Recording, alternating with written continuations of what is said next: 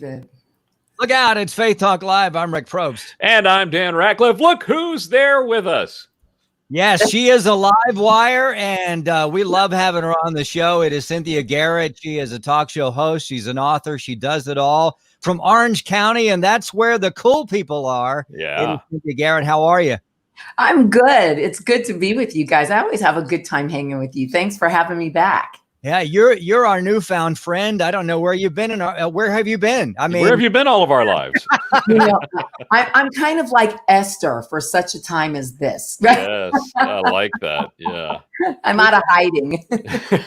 We wanted to catch up with you a bit. There's so much to talk about, even the short span from the last interview. I guess it's been about a month, maybe 6 weeks. But we've had all kinds of craziness going on here. Just today, this was announced. I want to get your spin on this.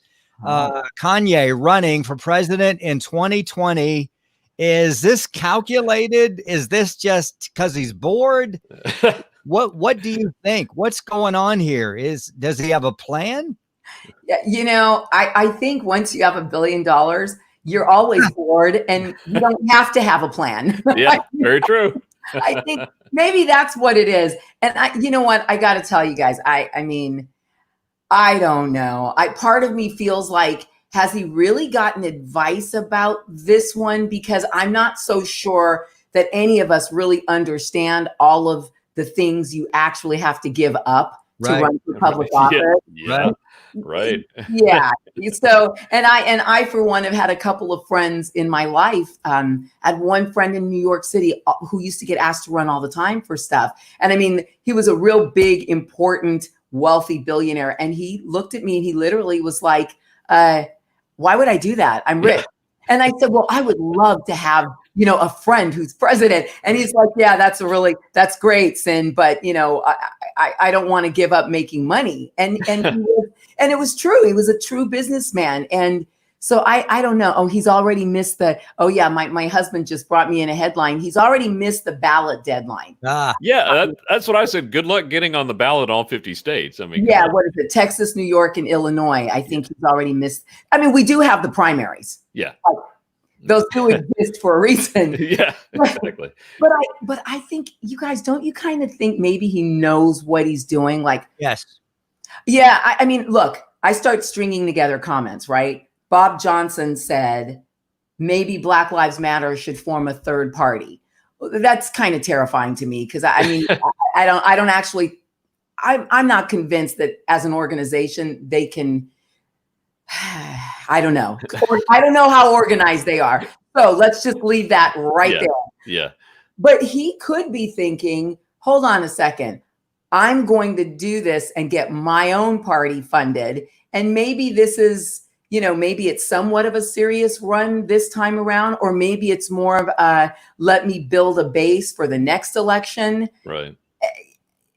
I kind of have a lot of thoughts about it. I'm almost afraid to tip anybody off to them because all of those thoughts could work in favor of the way I'd like things to go down. I'm a little bit like, yeah, sure. Sure. He could win. Go for him. Yeah. Vote for him. Very interesting. Cynthia Garrett here. You can catch her show, The Sessions with Cynthia Garrett. It's really cool. Her latest book, we talked about it a bit last time, I Choose Victory. It is an amazing book. Now, since that time, Cynthia, folks have read it. They've talked about it. You've interviewed people. What are they saying about that? How has it impacted their life so far?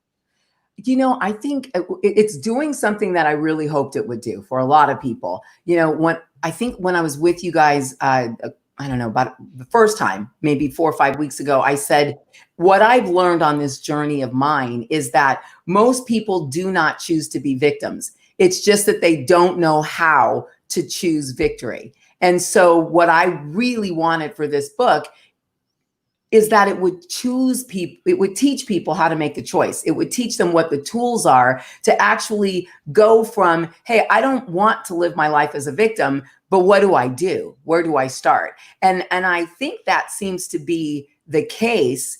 I have a very good and a longtime friend. He's a Jewish attorney, And the other day, and this is one of like the greatest compliments for me, the other day he called, I heard him on the phone with my husband, and he said, you know, this book is so powerful. He said, wow, I'm kind of blown away.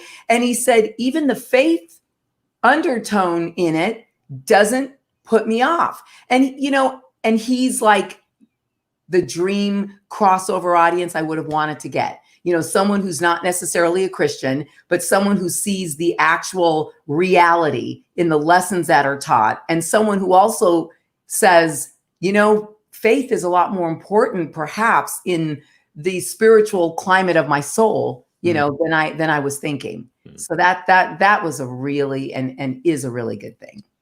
Awesome. Cynthia Garrett, you can find out more at cynthiagarrett.org and see the shows, the sessions there on cynthiagarrett.org, also on ichoosevictory.com. Cynthia, let's talk a little bit about the 4th of July. We were talking before we got started live here about your fun 4th of July and how you saw fireworks everywhere, even though you weren't supposed to. Everywhere. And this is I'm telling you, it literally, if I could have called Gavin Newsom, I would have said, yo, Gav, check it out. Black people, we love fireworks. I mean, you just come over here to my mother's neighborhood. African Americans are patriots, and we don't believe the lie. There were more colors in the sky. Yeah. And I'm not talking about my mom. It was like my mom's neighborhood, all the way for 10 minutes to get to the 405 around, let's say, La Tijera. We call it the Magic Johnson Starbucks. So for those of you in California, you kind of know the area. And then all the way down the 405, because I'm in Orange County, I'm down in Laguna. So we go through everything, you know, all past the airport, down past Huntington Beach, through Long Beach. The fireworks were on both sides of the freeway, and it literally looked like we were driving through a tunnel of fireworks, like the big kind, not the little one.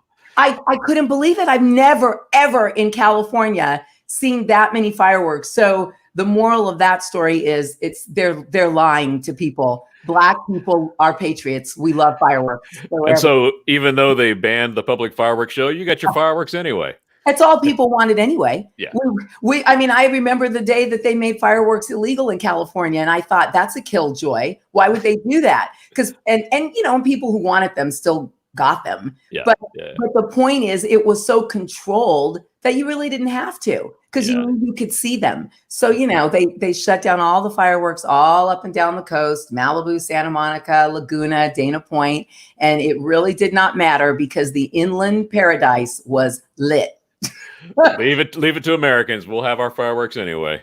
Yeah, and rightfully so. Yeah. I mean, I got to tell you, I was really reading a lot, you know, in all seriousness, about a couple of people who, you know, kind of said, I love this country, but 4th of July doesn't mean the same to me as it does to a lot of people, because I've had this, you know, this injustice in my life, or I've been hurt about this, and, you know, and I get it, but what I don't get is really and truly not understanding that there's no place perfect on this planet. You know, I've traveled all over the world, and every time I come back to the United States, I'm a walking rendition of the Star Spangled Banner. This is literally the best place in the world to live. It really is.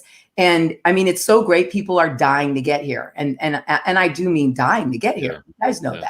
Yeah. So I often wonder, like, well, if this 4th of July means that you don't love everybody, or it means that you're a racist, or, you know, saying, you know, I like Independence Day means that you're in some way a horrible person, then I think the minority of people, and I mean minority in number, right, maybe you should move somewhere else. And I don't mean that like a thumb your nose. Like, I've really been like, maybe you should move somewhere else, because if this isn't the place for you, then why are we fighting over what this place actually is?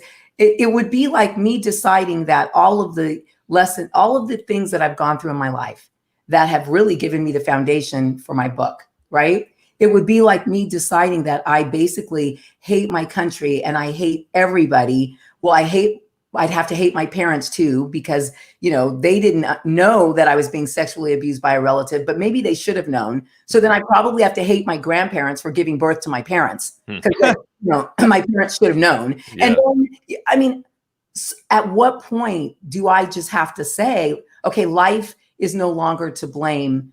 I got to carry my own cross. It's my responsibility to choose to take my hand and try to play it as best as I can. And that's really, when you don't really, I think, and this is a whole other conversation, but I see sort of this big kind of turning away from faith in our country over years. And, my heart is ministry. It's why I founded Cynthia Garrett Ministries, right? But it's really, really a big deal, because when you don't have faith to ground your life in, you will choose and live like a victim in your own mind. And I think it's one of the lessons my father taught me, and he was truly victimized. I mean, my dad, I think I may have shared with you last time, my father became one of the wealthiest men in this country in the late 50s, all through the 60s, early 60s. He was buying and controlling white banks in the South, in the state of Texas. Wow. Oh, yeah. I mean, Senator McClellan, who was a real racist, good old Democrat boy who's actually got his own interesting history, because one year before they sort of came after my dad when it came out that he and his business partner were Black and owned these white banks, and hauled him in front of a Senate investigation subcommittee. Well, then this is the same guy who led the Democratic Party against the 1964 Civil Rights Act, and a week after my father got off the stand, led the Democratic Party to vote against the 1965 Voting Rights Act. And so it's like, that to me that's an example of racism. My father, and it wiped my parents out. And, I'd often say to my mom, well, after dad went through this high profile case and spent a year at Terminal Island and came out, what did you guys do? And she said, we rebuilt our life. We went right back into real estate and we rebuilt our life. And then they ended up becoming big foreign investors in the Bahamas. My dad thought, I'm going to go to a Black country where Black men make all the decisions, and surely this won't exist there. And you know what?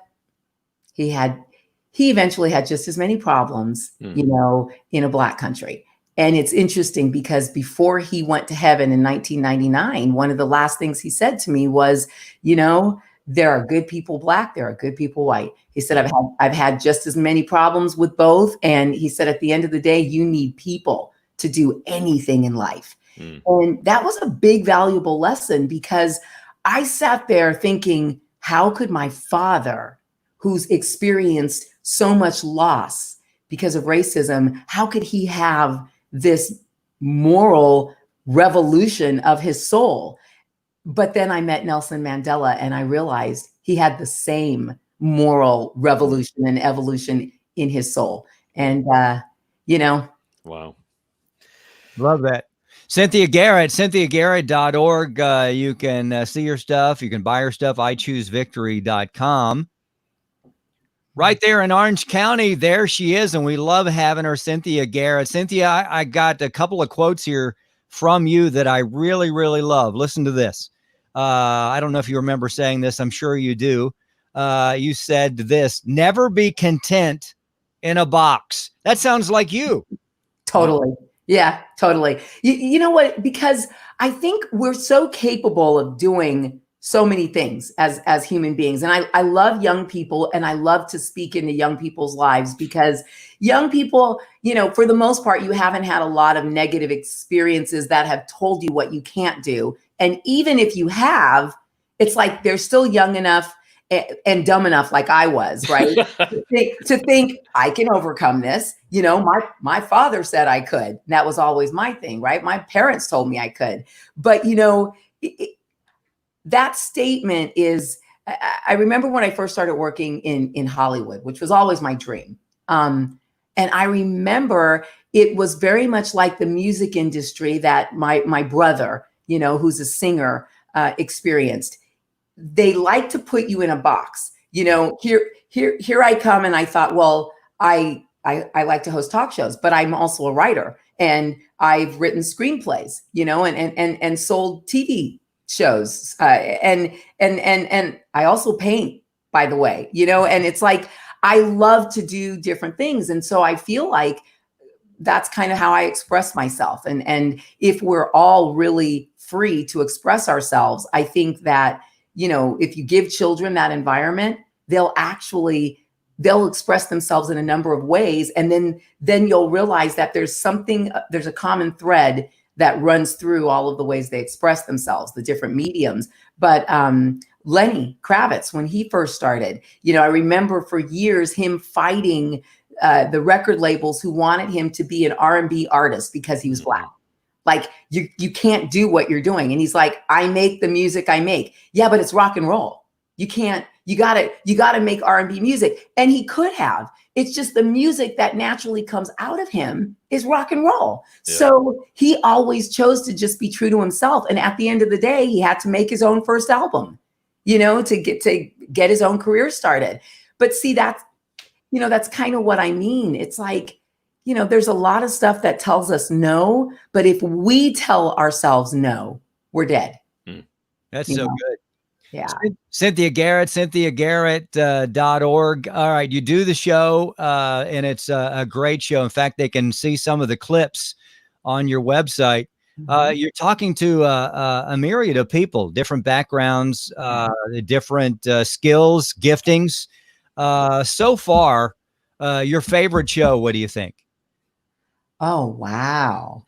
I mean, I tend to like the ones that are with people who are not like what you would expect to find, because my programs air on TBN around the world, and then also on Cynthia Garrett Ministries YouTube channel, right? And so for me, I think it would be hard to say who's the best, but one of my favorites is a guy named Sam. Sam, what's Sam's last name? They call him the Machine Gun Preacher. And they made the movie. I don't know if you guys remember, there's a film called Machine Gun Preacher starring Gerard Butler and Michelle Moynihan. And it is about Sam Childers. And it's about Sam and his work in Africa. But Sam was a hardcore, biker gang heroin addict, and had a radical encounter with Christ, changed his entire life, and started going over to build an orphanage for kids it was in the South Sudan at the height of Kanye's war over there. It's a crazy story. And Sam reminds me of John Brown, because Sam basically knew how to do things one way: love Jesus and carry a rifle. And and I was like, there's all, in the Bible, I've always been the girl that related to Jael, the prophetess the woman who drove the tent peg through the head of the enemy, right? Mm-hmm. More than I did sort of like the sweet, more, demure ones. I'm like, you got to go to war, man. Sometimes in this world, you have to go to war against evil. And that's Sam's motto. And he started rescuing little children and their families were getting slaughtered, and they were getting sold into the rebel forces and just forced to do all kinds of horrible things. And he just thought it was wrong. And so he started fighting back. And Sam now lives permanently in Africa. And you can Google him and find out stuff about his ministry for anybody who's watching, because he's amazing. And every time I watch that movie, I'm crying at the end of the movie, giving. I gotta give again to Sam's work. He's amazing. Yeah. Yeah. But it's funny you mentioned that, and it brings it back around to your book. I think that's part of his choosing victory. I mean, it may not be what everybody would, the typical way that everybody might think, this is how you go into ministry. He's choosing victory for those kids, and it's doing good work. Completely, and I honestly, I think the climate that we're in today is really, look, I would have never thought this book would have come out and my world would look like it does. I mean, I had no idea. And that's usually when I know that it's really a God thing. And like the book, sometimes I'll look at things in it and I'm like, I know this was God, because I don't understand how I couldn't have had the foresight to know that this book is the exact book for this. I mean, for this entire year, but also for where I believe that we are as individuals in this nation, as spiritual people, you know, in this nation, as believers and as unbelievers. You know, it's like, it's really a book that I think kind of cuts through the nonsense. And I think about it, and it's like, you know, I actually just am at that place in my life. I'm not much interested in nonsense. I can't stand fake anything. You know, I look at the news and I find myself praying for my fellow citizens, right? Because I'm like, you got to do the research. Like, we can't be lazy. You know, you can't listen to a quote and not go research the entire context that the quote was made in, because I mean, and love him or hate him, fake news it's real. I mean, I see it, you know, I'll see something and go, I heard that statement, you know, or I'm sitting here looking at the transcript, because that's me. I just won't take what someone tells me to believe, you know, and and it's kind of crazy to me that we live in a nation of people who are so willing to follow just whatever they hear in a soundbite. Yeah. Like, no, you know, I remember I turned on CNN the other night. They weren't even playing anything of what the president did for Independence Day at Mount Rushmore. And then I'd flip over to Fox News and catch some of it. And then, you know, then later on watched the whole thing back through, because I like to do that so I know who's telling the truth, right? And I was really shocked. Like, CNN kind of had its own position on everything, and statements about, you know, they said something, he made divisive comments. And I was like, no, actually, no, he didn't. And there are words that he said that I want to put right back in his mouth, you know, but he didn't say anything divisive. You know, I mean, he celebrated our country, unless it's divisive to say, if you deface Mount Rushmore, you got to go through me.